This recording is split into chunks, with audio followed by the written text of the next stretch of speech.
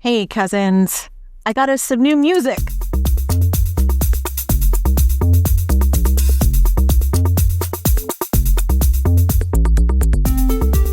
Good on you, cousins. You found the Gorgon Posse podcast of Medusa Rising. I'm Esmee, founder and editor of this joint. And here's the deal. Patriarchy has been on a little hiatus. Precarious, unevenly distributed, but a hiatus for about the last 70-ish years. But it's back. It's reasserting itself.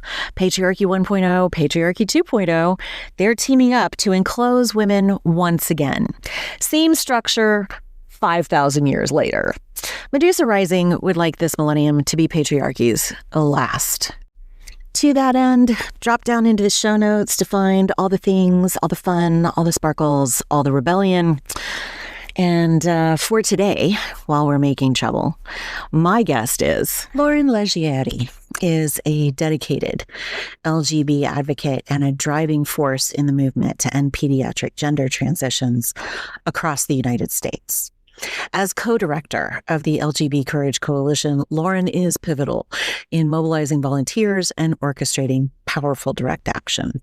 Much of her vital work occurs behind the scenes, ensuring the safety and effectiveness of volunteers' efforts for maximum impact. The LGB Courage Coalition is a U.S.-based registered nonprofit passionately committed to reforming culture and medicine to embrace and support gender nonconformity without any medical intervention. And now off to the episode. For people who don't know the history, let's start there, right? With like LGB Courage 101, which is like, how did the organization come together, and how did you come to be working in it? What brought you to this process? Yeah, so LGBCC, as we love to call it, it was actually established before I had joined. I had my my feelers out for an organization that kind of fit for me as I became more and more worried about this topic, and it's a difficult space to be in because a lot of the more vocal organizations are of the right, and I'm a traditionally like liberal lesbian. So LGBCC was originally founded, Jamie Reed, who is the public whistleblower from the gender clinic out of Missouri. From Wash U, right? Yes, she helped found it with a few other founding members. Initially, we were really trying to carve out a space, like how do we speak to the left about this? So initially it was made up of adult gays and lesbians and adults who would identify as transgender, because we all kind of had similar misgivings about particularly pediatric gender transition. As the organization evolved, it became very clear that many of the gay and lesbian people in the organization were kind of self-censoring and unable to really talk about how we felt in particular about over 18. Like everybody could agree that like this is not bad for kids, but once you kind of get into what these procedures actually are and what they do to the body, it's very hard to make this abstract delineation at 18 and say over 18 it's fine, especially in terms of gay and lesbian adults. Over 18, there's still pressure, I feel, for gender nonconforming homosexuals to transition. And in this particular cultural milieu that we're in, even younger gays and lesbians are being told at very young ages from school that if you are X, Y, and Z, if you meet X, Y, and Z category, you are trans. And our issue with that is that the clinical description and the kind of social description that everybody uses of someone who is trans or a trans kid describes homosexual development, like psychological development. Yes. So we started to shift. I would say probably when I joined, because I was becoming really concerned with the fact that, like, okay, yes, we want to stop pediatric gender transitions, but also I want to save my community.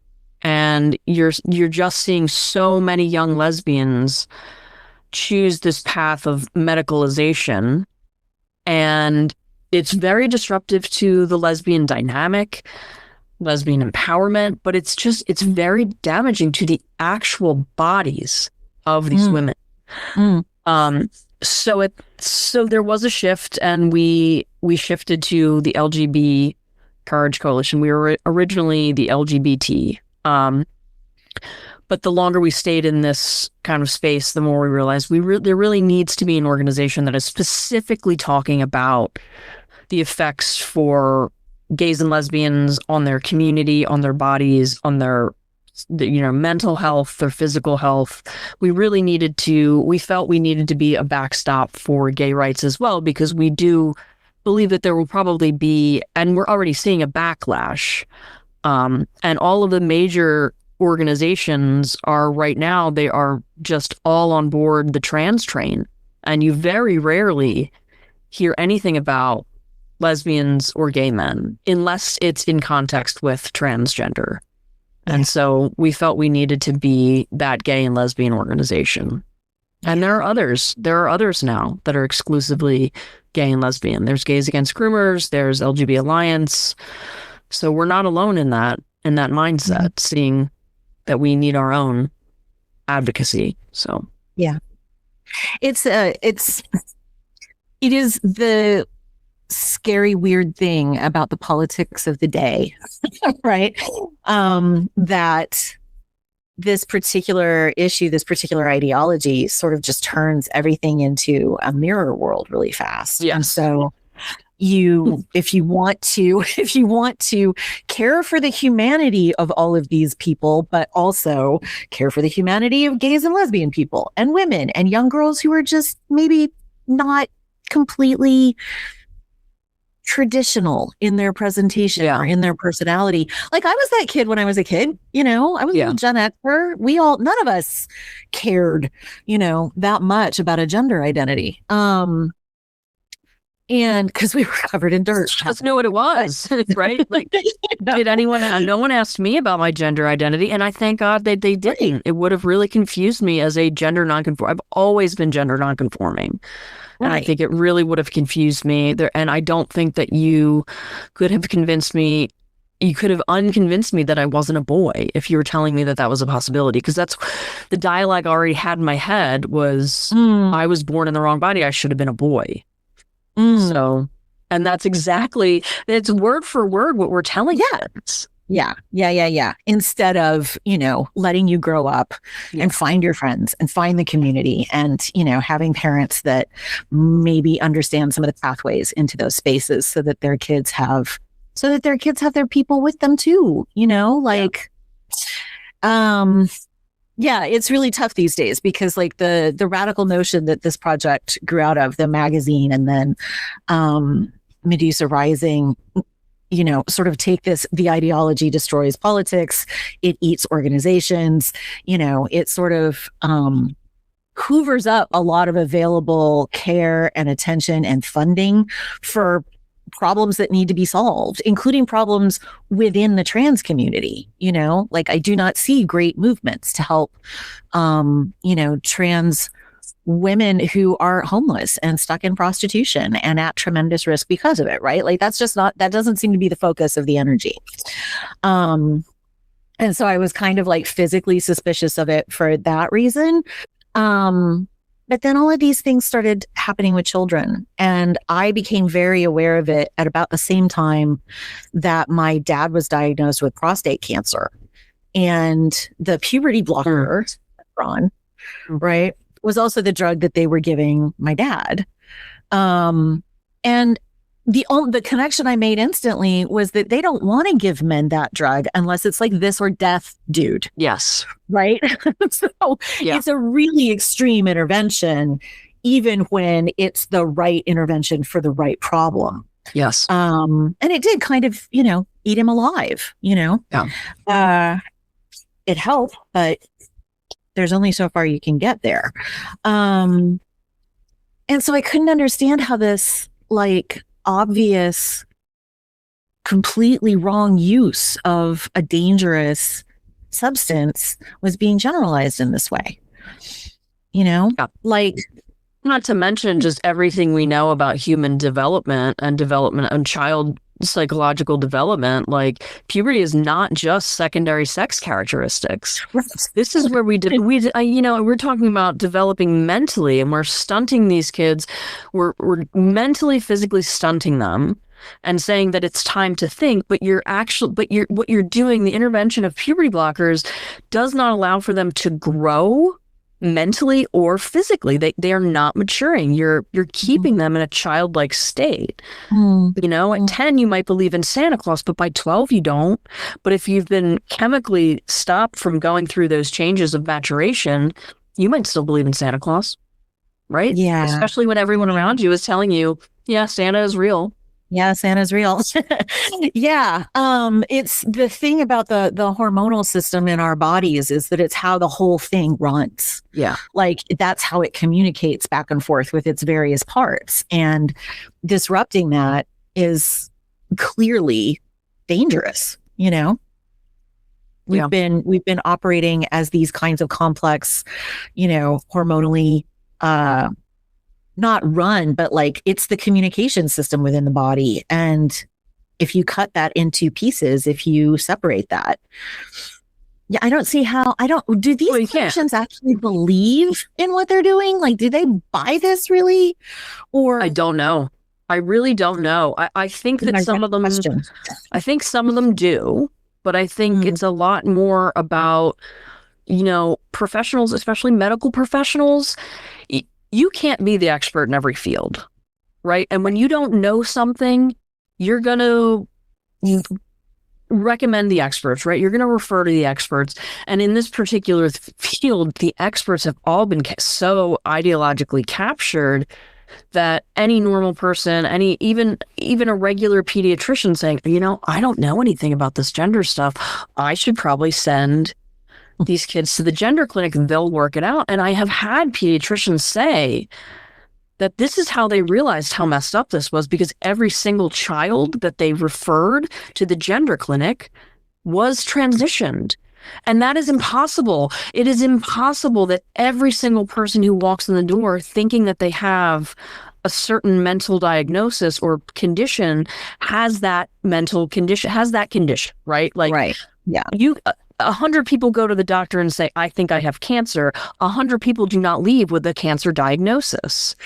So, I mean, it's a broken chain of trust. The interventions are so intense. Right. Right. Exactly. No, gender medicine is just an exceptional category where everyone thinks they don't know. And then also the social costs of saying anything about these particular interventions that isn't, they're life-saving, which, by the way, we've plenty of studies to prove they are not life-saving. But that's the general knowledge is out there, is like, they're life-saving. They're life-saving. And if you say anything to question that narrative, you could seriously run up against some very serious issues in your life. You will lose your job. I've seen it happen. You can be deplatformed. I mean, most people cannot afford to just lose their job. No, of course not. Yeah. Especially in this economy, exactly. As they say. Yeah. One of the women I work with, Victoria Guggenheim, actually founded a sort of a sister organization called Women Create, that is for women creatives in any area who have been canceled for whatever their sort of dissident political opinion might have been. And yeah, it kind of started because sort of two reasons, partly because of the cancellations that came through trans activism, but also through women who were separating from or dissenting from like really conservative religious ideologies. And because in those communities, the same kind of thing will happen, you become anathema, And then, of course, what it did inside of the feminist movement was galactically shattering. Yeah. We're all still walking around going, wait, what? How do we? Well, you can't even define feminism anymore. It's really hard. Yeah, I had to write like a 10-page manifesto to get it down, get it down right. Like, no, really, this stuff. Some of which is we just want people to be, safe and healthy and not farmed like by anybody under any circumstances. Yeah. It really does feel like a commodification of human bodies at this point. I mean, that's how I read it. It's Yeah, I read it like I read, the whole relationship between big tech and human beings now is just that everything is potentially extraction, and I think this is that. Just very direct, Yeah. What is, I want to ask you about you really quickly. And then after that, I want to go to what's happening with kids since these sort of federal money jiggerings have happened with the bill that Taylor Greene introduced and those kinds of changes. But first, you have a background that's a lot like mine. You are a literature and philosophy person. Yeah, I am also a literature and philosophy person. And here we are doing not that at all. But no, not that at all. Yeah, but with that brain, which I think brings a useful perspective to this kind of work, Yeah, but how did you what's your story for how you got here? It's a long story. I would say I'm 43 for anyone wondering my age range here, but 20 years ago in my 20s, almost every single one of my butch lesbian friends started to transition. Oh, wow. And so this is, to everyone listening, this is over 20 years ago. If you think this is a new phenomenon, it's not.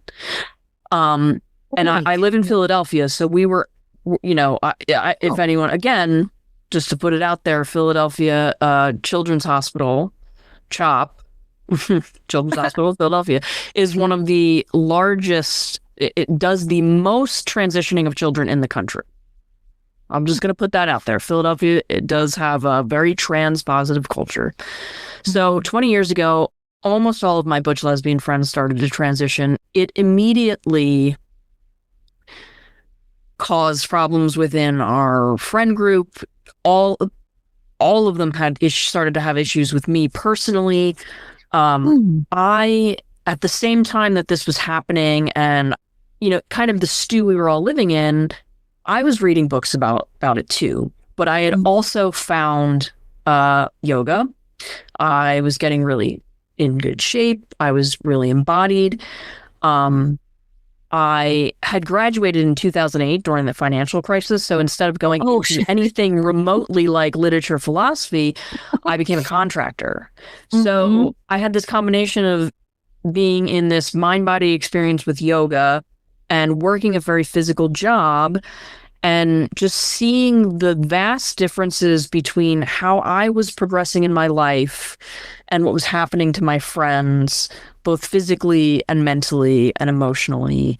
And it was just it was two completely different paths. I mean, instead of loving their body and accepting their body, they were doing these things that, quite frankly, right away, really disturbed me. Like very early on, one of my younger friends who was 19 when she began transitioning, and I mean, this was 2 months. She said she was trans. Within 2 months, testosterone, double mastectomy, right? This is 20 years ago. This was not a long process. If you walked in as a butch lesbian, you checked all the boxes, they were going to transition you if you were over 18.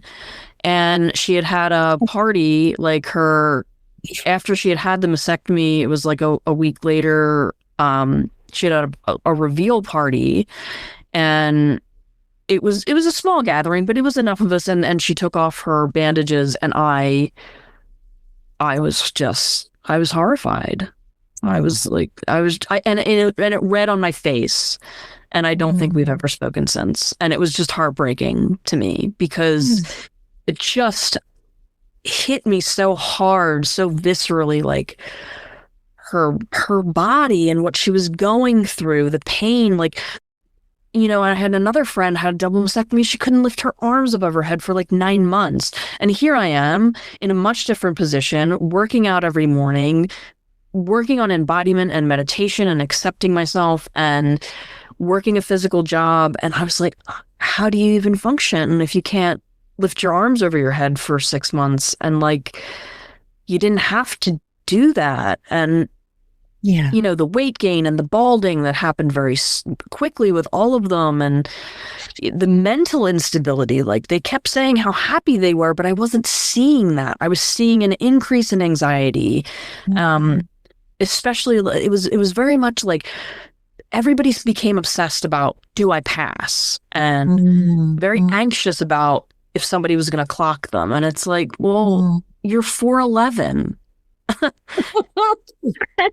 And you have tiny hands and very round hips. Like, yes, people are all, you know, and I've always been that person where I'm like, no, you don't pass. Like, and it was just, we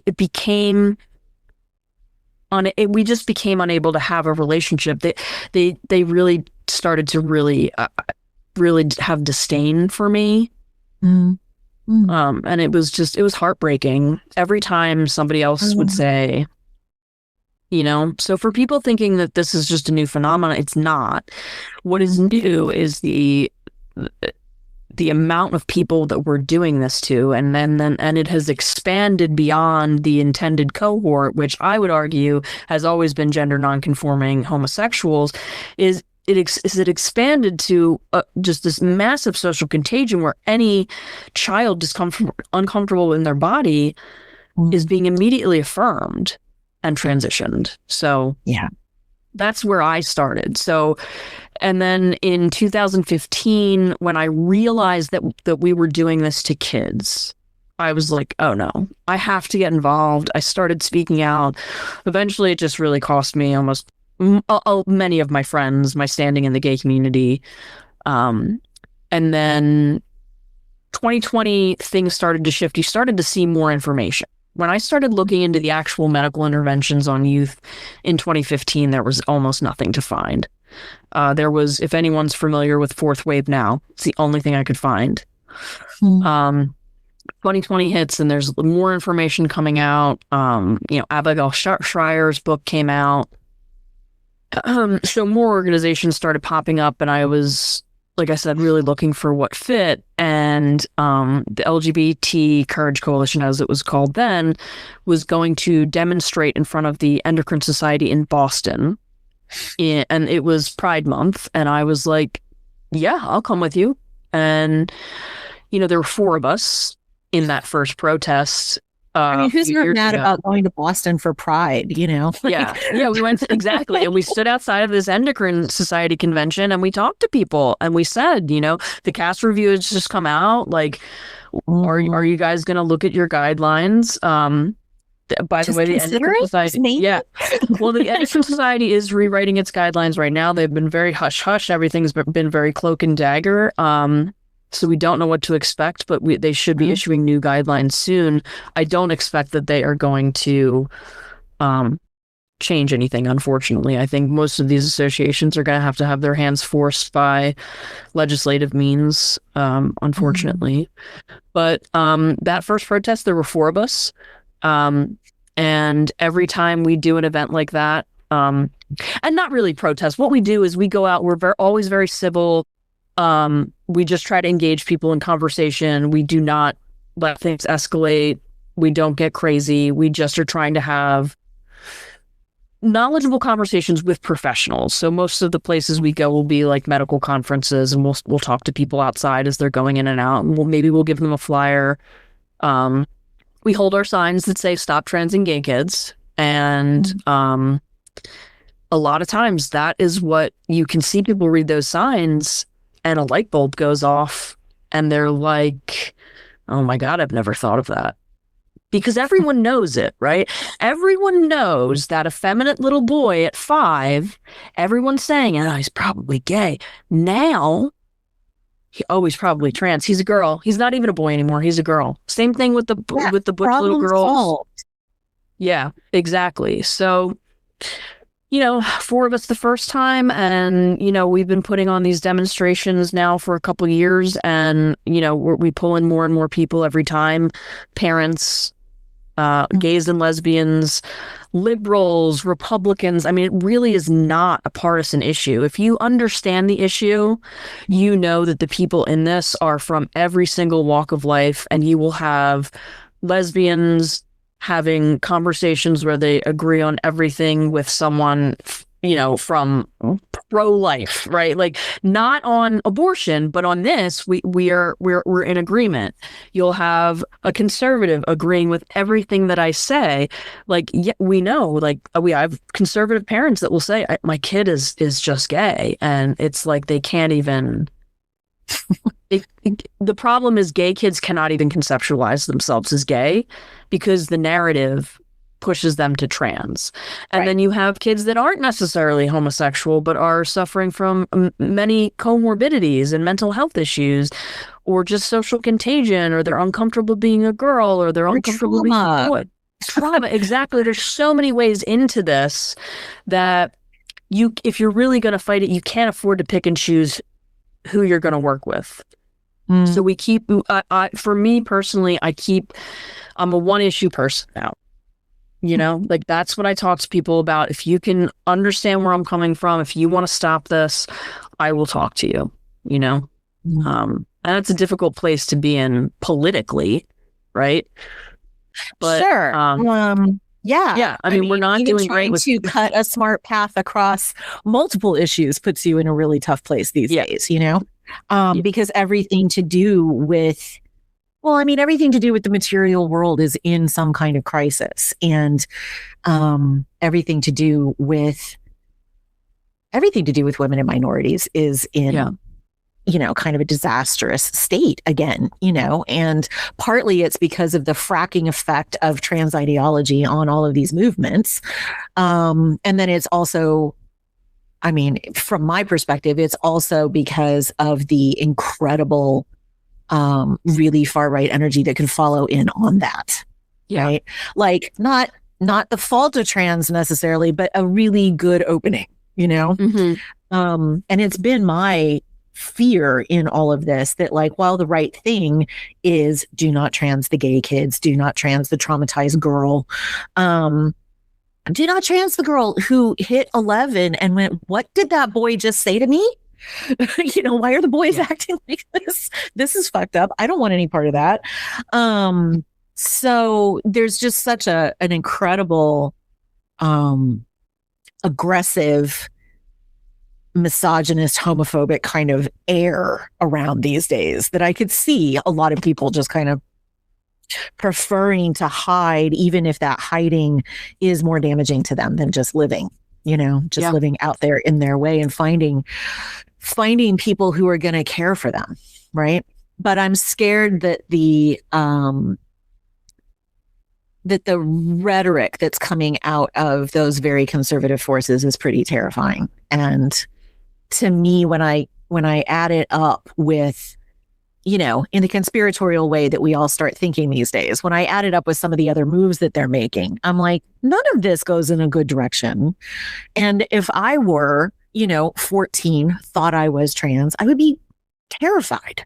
I would be out of my mind with fear, that the DOJ was going to drop a drone in my front yard, or something insane, because it's that crazy scary. And I wonder, so what I'm getting around to is, first of all, thank you for telling that whole history. It's a big concern here that, what has happened to the gay and lesbian community as an actual community of people, connected to and caring for each other because of the splits and the displacements that the aggressive forms of this activism have put down. Max Dashu, the historian, and I have talked about this privately a lot, just that it's incredibly incredibly sad. As you say, there's no other narrative now, right? Like just at a time when there was beginning to be space for gay people to just live and show up and be represented. And kids would have a chance to attach to that and see, oh, I'm going to make it through this. This is going to be wonderful eventually, because being a teenager is insane, no matter what's going on with you. Somebody on your podcast put it really brilliant. Becoming an individual is incredibly hard, right? Yeah. Like this is one of the ways that in their teen years, when kids are trying to become individuals, we abandon them, you know? Yeah. And so I worry a lot about the mood and the rhetoric and the heat that's coming out of some quarters around this. Like policy wise, I agree. You know, scary rhetoric wise, I'm really worried for folks, you know? Yeah, it's not a good situation to be in, really, because I know that people in my camp, like, I cannot let this go. I cannot let this be another 50-year fight where we have some states that allow kids to be harmed by these medical interventions and some states that don't, because that doesn't save anybody. They just go to another state. And it is, I really feel that this is it's a civilization ending concept. Like, what are we doing when as a society we do this to our children? We sterilize our children. We harm our children in ways that would make Mengele blush. Not just physically, but psychologically, what we're doing to kids, and not just the kids that are being physically transitioned, but the kids in their class are also being confused because they're all being taught, if you're not this Barbie or G.I. Joe, then you might be something other than a girl or a boy. And that is very confusing. Why are we doing this to kids? Yeah. When through all of history, there has been such a humongous swath of ways to be a girl or a boy, you know, a man or a woman, that why narrow it, right? Yeah, I think for me, it connects to, you know, some of the weirder reaches of the tech world and the just sort of transhumanist ideas and that get really far out. I just actually bought the Technological Republic because I am so terrified of the guy who runs Palantir. That I'm going to read his book and tear it apart one of these days, because he is like the angriest human being I've ever seen. You know, like Rush Limbaugh used to perform being angry. This guy is legit still pissed off about shit that happened to him 25 years ago, and he wants to hurt those people, you know? And to me, these things are cooperating with each other in the cultures and in the societies to remove us from that embodied experience that you're talking about. It's a thing that we think about a lot at Medusa Rising, that material reality is here to support us, and it has limits, and it has limits for really good reasons, you know? Yeah, I would say, we're living in a post-structuralist hellscape right now, I like to call it. But people don't know that. People don't realize, right? Like, even we call it trans ideology. However, most of the proponents are not aware that they have, through the osmosis of the culture, accepted an ideological precedent. You know what I mean? It's been framed as a civil rights. So the well-meaning woman down the street that has a sign in her yard that says protect trans kids probably does not know what puberty blockers and cross-sex hormones do to the body, probably does not know the details of what these surgeries do to the body, probably does not understand the difference between gay and trans. A lot of people, really well-meaning, just think trans is gay 2.0. And this is because it's been presented as a civil right. They want to support it, and they have not critically thought about it. And you know, so there's a lot of well-meaning people that support something that they don't really understand and they haven't thought through. And the ones who have thought it through, almost everyone I've met, I've never met anyone who was gender critical and then was like, you know what? I've done some reading and I think we should trans all the kids and anyone who wants. I've never met anyone like that. Yeah. I've met plenty of people, however, that have been not just supporters, but true believers who have worked in the field, who have done interventions on children, who have come out and said, this is wrong. This is wrong. And I've seen the light, and it's, I mean, once you critically think through any of it, once you pull on one thread, the whole house of cards comes down. But you have to be willing to ask questions. You have to be allowed to ask questions. And that is the biggest hurdle that we have, is being able to ask these questions, especially in public forums, especially on big media. We're just not even being considered, especially our point of view as coming from the left, who are a group of lesbians and gays and liberals who are saying we have real big concerns. They don't even want to talk about us. They will not. The media has made this a right-wing issue, because it's not. Almost everyone I know working to stop pediatric gender transition is of the left. Right. Maybe disaffected now, but still most of them are of the left. And that's just with my group. We do have a number of conservative parents. And that's the thing. When they say conservative, after I talk to these people, I'm like, I think people are just giving themselves political designations based on which channel they watch. Because when you really get to know these people, there's almost nothing that we can't compromise on. Most things we agree on. Most people are very common sense, kitchen table people. There may be a few fringe issues that we disagree on, but we can civilly disagree. And the objective of that disagreement is to come to some kind of compromise. So there's so much more we have in common, and there's so much of this media making this polarization, especially on this issue. So it is a difficult issue to be working on, because, it's just, we're dealing with the polarity, which I think is largely manufactured by the media, but we still have to navigate in that arena. So it's the conditions, right? It's the conditions that we are all having to work in. Like, Medusa Rising takes a very all against the fash kind of position, because we are very scared of this sticking around for too long. Movements like this have a way of digging in, but the fact that most Americans really do agree about an awful lot of things, even on, the original hot button issue of abortion, there are a lot of conservatives who are very happy to say, I wouldn't, but you are not my business. Some respect for individual adult decision making used to be part of that philosophy. And with the radical notion, with with the way that this movement was going in the UK, one of the things that Jane Clare Jones noticed, and that the magazine made kind of a big deal about, was that this is a totalitarian movement too. You can't ask questions. You have to repeat the mantras. If you investigate, you're the enemy. And if you question, you're the enemy. And that was part of the fracking, that was part of the sharp edge of the frack, was just, no, you shall not. You will obey. You will do this correctly. You will do the Stations of the Cross, or you will have to go home alone. And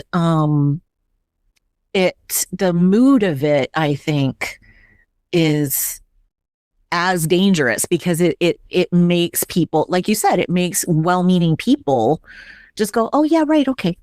Yeah. And it speaks the language of civil rights, in so many often insulting ways. I love the part where trans women invented feminism, basically, and did all the work back. This is even and the pyramid. I don't think so, baby. But it's kind of like, it may do the same thing eventually that like all big cultural formations do. This gets to the Southern Poverty Law Center problem a little bit, because here's an organization that, I remember I gave money to them back in the 90s when I was in grad school. Yeah. Because I was like, rah, let's go. I was living in Texas. I could see what George Bush was doing. I was like, no, we cannot.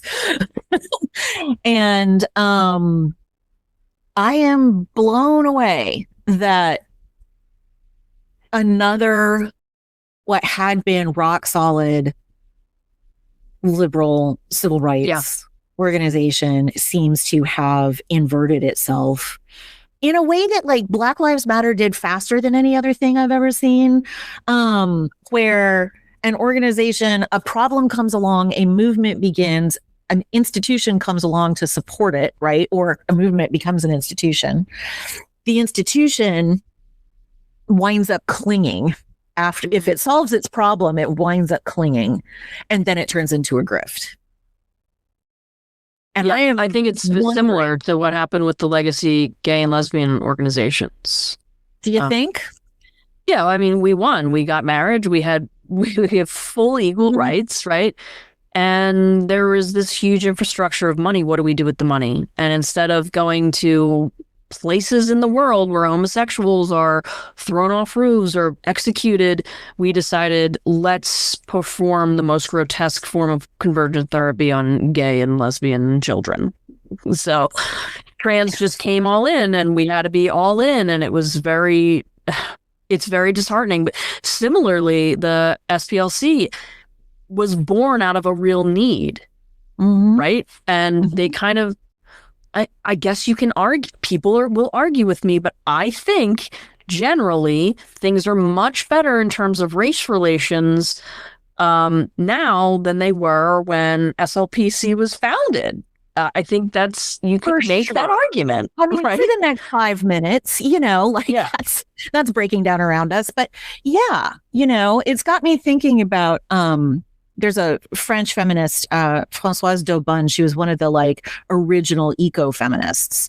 And she's like of the 1960s generation who wrote a really cool book. It's called Feminism or Death. I feel like that's very clear proposition. And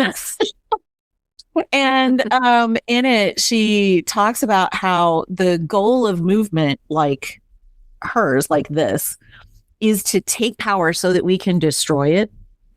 And I read that as building, replacing heavy power institutions with light, flexible, temporary, working groups. Could we maybe not have so many gigantic institutions that have to continue to exist? They become their own machine after a little while. And then somebody gets in there and changes things a little bit. And the next thing you know, they're funding the KKK, apparently, is what they're charged with. Yeah.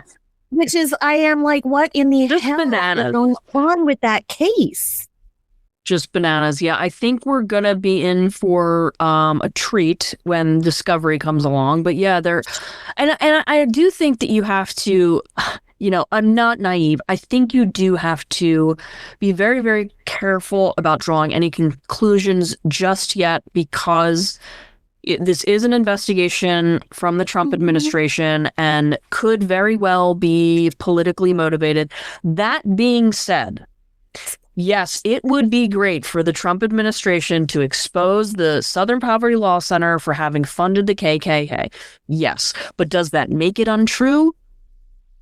No. I mean, if the discovery comes out and we see that, I mean, the numbers were staggering. It was not $10,000 for one informant here. This was hundreds of thousands of dollars to and they have those weird names, Grand Wizard. I mean, we were, SPLC was funding people who were integral to the planning of Charlottesville. Did they call the police and say this could be a bad situation?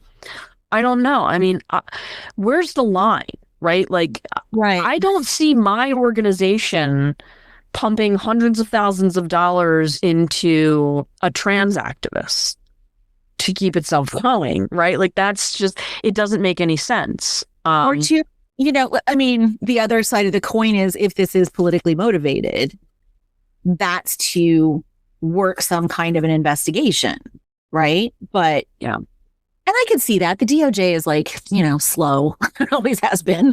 I can see the frustration maybe building there. But unfortunately, we are living in a world right now where it's impossible to tell what the heck is actually happening. It really is. That's why I try to, like I said, reserve your judgment until the facts are all out there, and then make decisions for yourself. Read the court transcripts, because it really does depend on where you're getting your information, what you're going to hear. We try to cover things very evenly from our Substack and our podcast. Obviously, we are in favor of things that push our agenda, but again, so many of us are of the left, so it's with a real mourning we have to kind of call them out. Yeah, it's sad to me that we have to call them out, but we do have to call them out. And I do think the Trump administration are like, oh, this is great. Look what we got. Oh, I'm sure the Heritage Foundation is salivating up there in the city. I'm sure they are. Yeah. But you know what? Yeah. If what they find is factual, this is the problem, is that, okay, yeah, the right is bananas, but so is the left. You're just giving so many normal people. And the problem with the left is that also a lot of this stuff does hit the kitchen table. A lot of the school curriculum stuff, you do not have to be a right-wing extremist to say, I don't want 16-year-old boys allowed to go into the bathroom with my underage daughter. I don't want kids talking about anal sex in third grade. I don't want my kids looking at basically pornography in the library at school. I don't want my girl getting trampled on the soccer field by somebody who should be a linebacker on the football team. Sure. These feel like a world that makes sense to me. Right. That feels like a world that makes sense to me.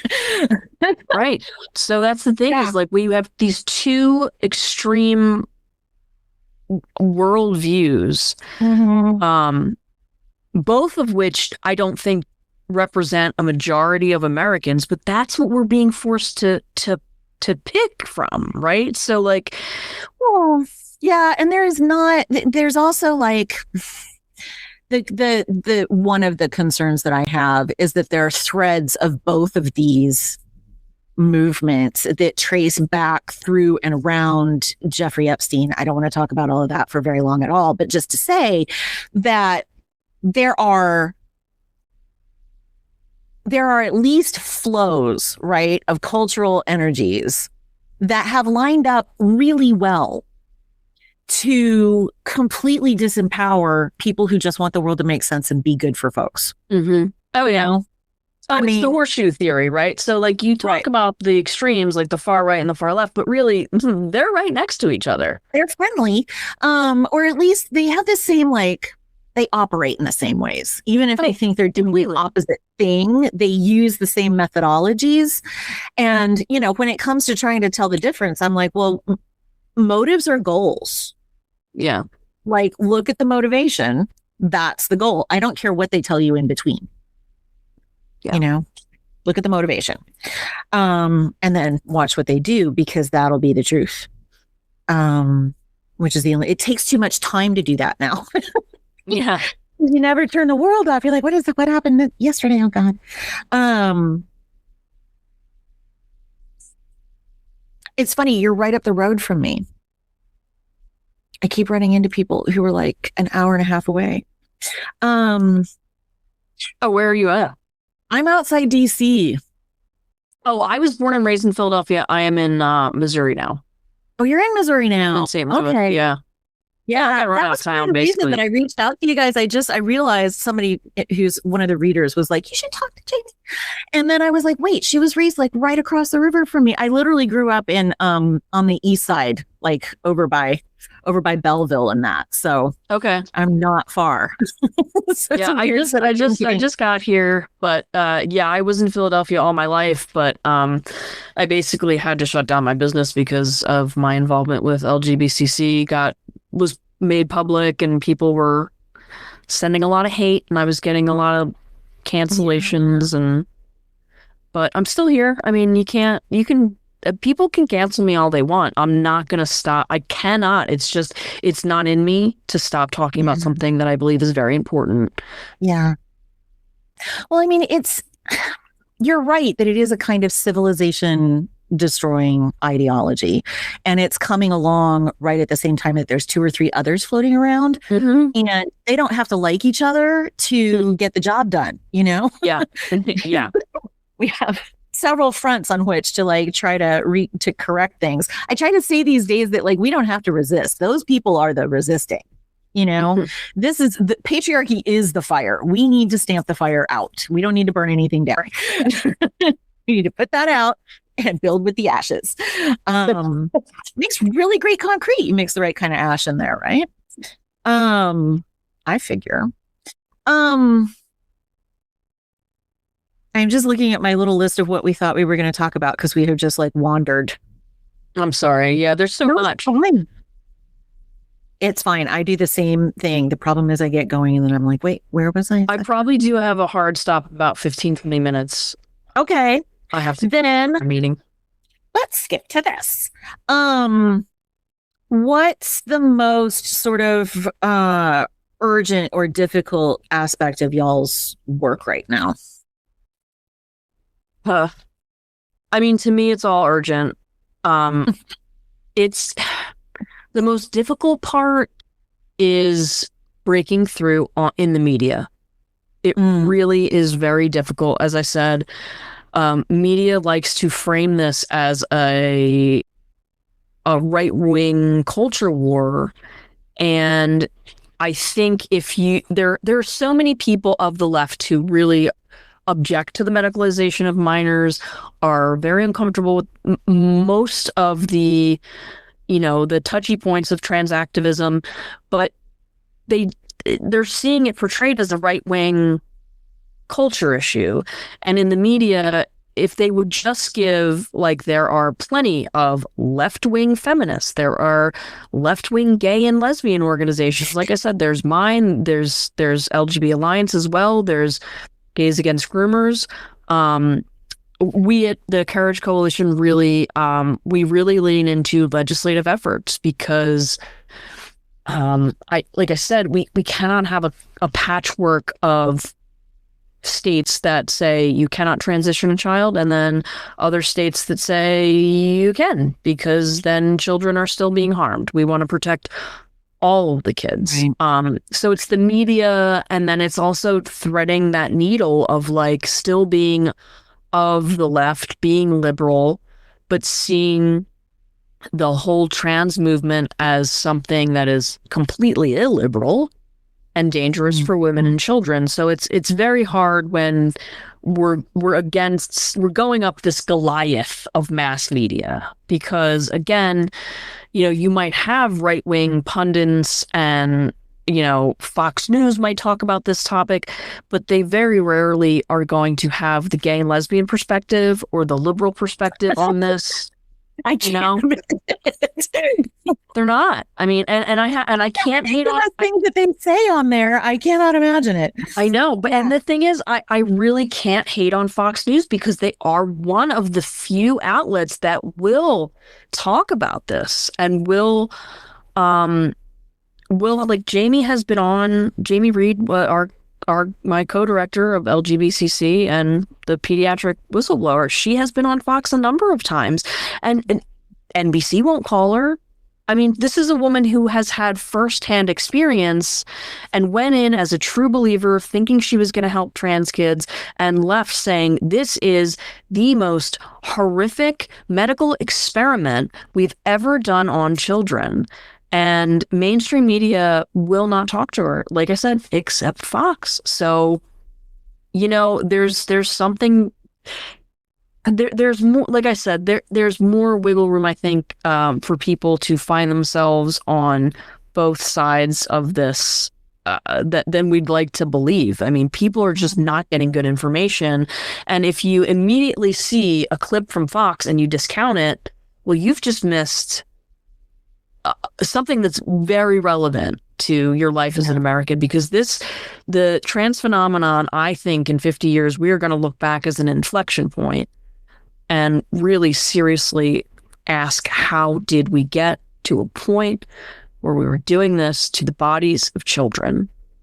And there's going to be a lot of people that had no idea this was going on because they refused to watch anything other than MSNBC all the time. So right. Again, the media is the biggest. No, that's fair.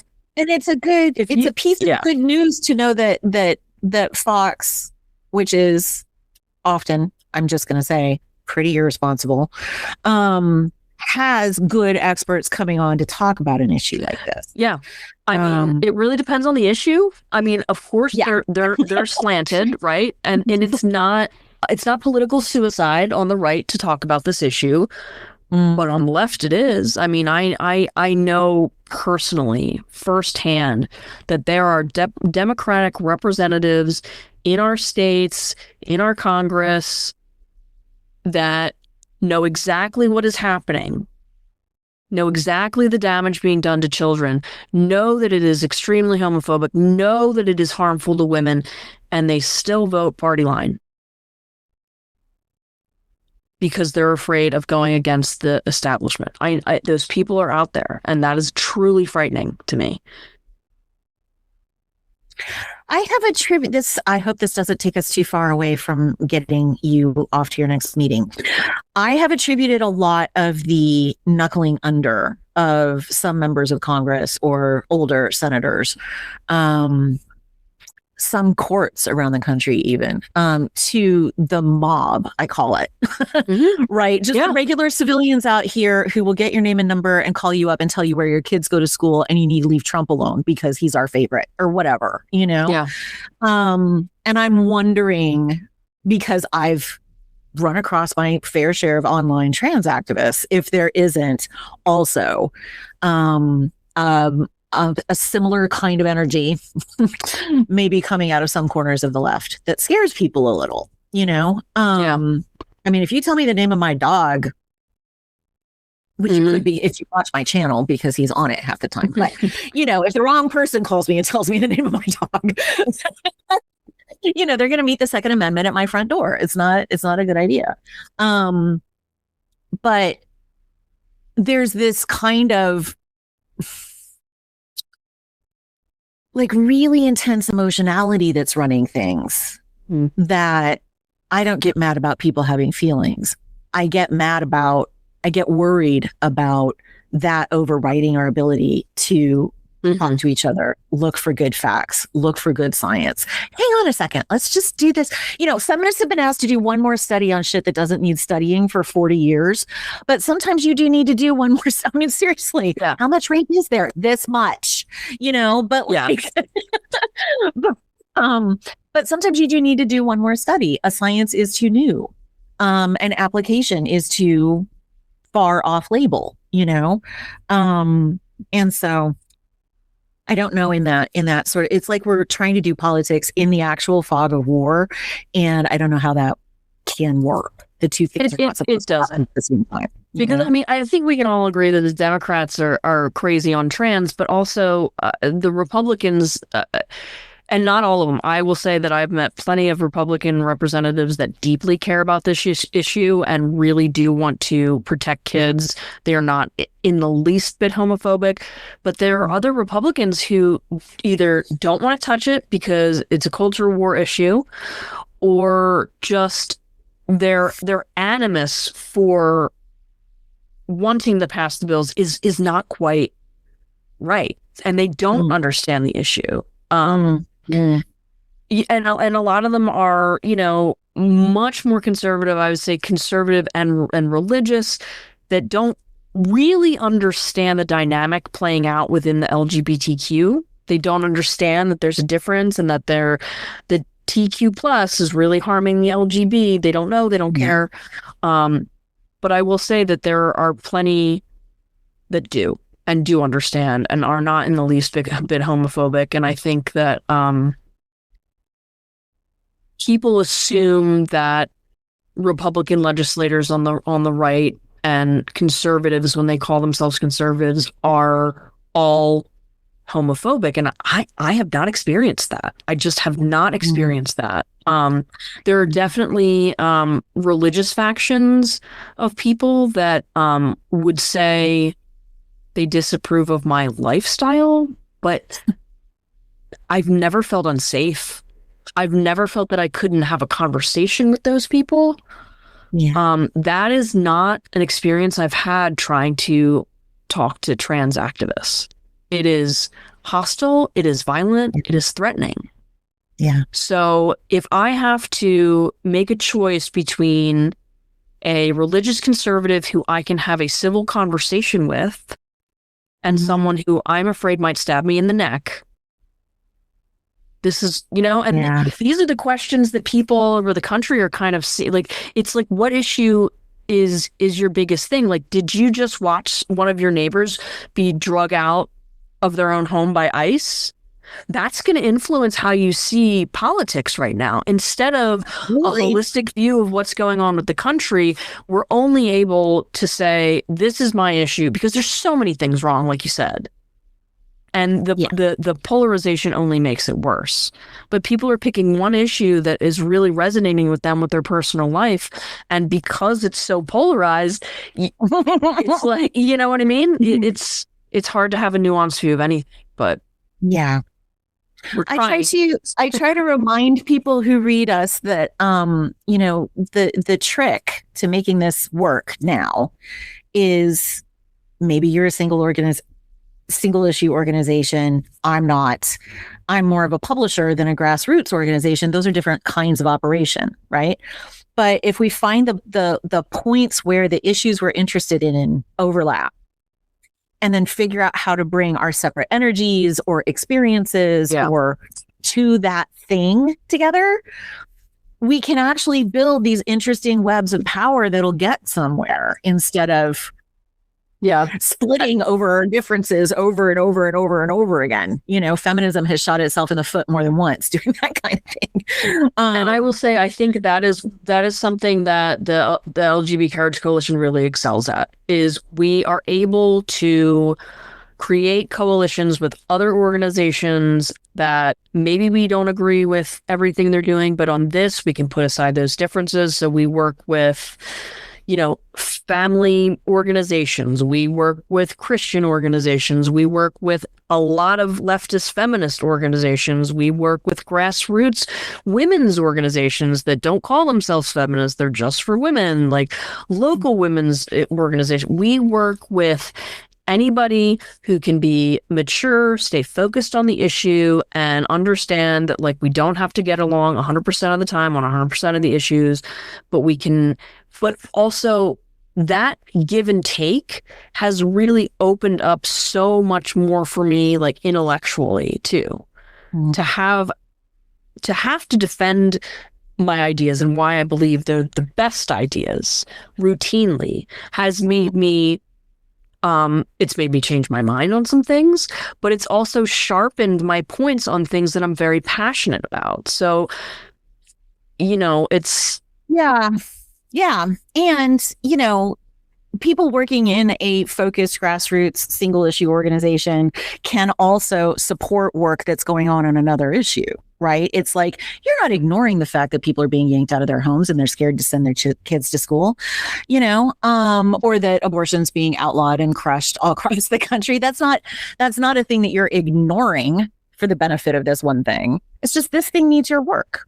This thing needs your work. And I think, as much as I'm terrified of a future where the Heritage Foundation has won, I also know that movements to succeed, they need broader, but also narrower and more focused groups working on just that one thing, who are the expert on that thing, So I'm glad you're there. We really are the experts. I mean, we really are the experts. We have the intellectual brain power we have at LGBCC is really, it's great. Like we have doctors, we have therapists, we have endocrinologists, we have surgeons, we have OBGYNs, we have doctors and lawyers and editors and, astrophysicists, like we have a lot, we really do have a lot of very intelligent people that bring their own dimension to the way we fight. Well, that's fantastic. That gives you a lot of ballast to work with. Yeah. It does. Yeah. Well, I am I have one other question. And if you don't have time to answer it, maybe we'll do this another time. But the question is, is there a sense of a plan for helping kids or adults who have to detransition to do that in a way that is humane and safe? I'm in my head, I am imagining that there are some people who have been cut off from care all of a sudden, and might be really suffering because of it. And I'm just wondering if there are groups, if there are organizations. Yes, there are organizations that are trying to, for the medical side, Resilience Health Network is really trying to put into place infrastructure of professionals that detransitioners can access, because so many of the people who have been harmed and want to detransition, or even if they don't call themselves detransitioners but cease hormonal intervention and have medical issues because of it, there's no code. There's no insurance code for people to put. So there's a huge problem with that they can't get coverage. There have been, so for instance, in Texas, there was a insurance bill that we got passed that said that if insurance carriers will insure any gender-related medical interventions, they have to also cover any of the consequences. So even if you do not say you're detransitioning, even if you remain trans-identified, this bill will help you deal with those problems, because even people that don't quote-unquote detransition, which I don't really like the word, you can't undo some of these interventions, but even people who don't seek to quote-unquote detransition are being given abysmal medical care. Yeah. I mean, ruptured sutures, infections, chronic pain. Yeah. These people, anybody who even criticizes the procedures themselves that they have been through, saying, I don't know that this is work, I don't know that I'm happy, even they get completely disregarded by our medical community, because these people don't know what they're doing, because this is all experimental, and they don't know how to fix it. And they don't want to fix it. And many surgeons will not go in and correct another surgeon's mistake. They just don't want to do it. They don't want the liability. I mean, there are so many hurdles, but yes, we are trying to put into place ways for people to walk out of that trans identification. We want any bills that we pass ceasing these interventions to have off-ramps for these people. We don't always get them because, again, we're working with largely where we can get these bans passed are mostly conservative states, so they do not really understand the dynamics at play here. Right. Again, not all of them, but some of them. And then in the Democratic states, it's a free-for-all. It's just an absolute free-for-all. I had a young man who was a gay man, wanted to detransition, went to the provider and said, basically, why did you do this to me? I was a kid. You should have told me I was going to be gay. I want to detransition. And they would not help him. They said, we do not prescribe testosterone to females, or we only prescribe testosterone to females. So when he went in and detransitioned, they knew the difference between men and women. But do you understand what I'm saying? They would not help him replace the testosterone he could no longer produce because they had castrated him, and straight up told him they only prescribe testosterone to females. So they know his sex now. And they're using it as a reason not to treat him. So now he is like, what does he do? Because there's no code. Right? Yeah. Oh, my stars. It's devastating. So that is probably the hardest part of my work, is listening to young people who have had their bodies devastated and who want to try to make it right, want to try to correct their health issue, they won't get any support. They just don't get any support. They don't get any support from their community. Yeah. It's... Yeah, I know you're sort of just exiled if you... Yeah, you're exiled. Exactly.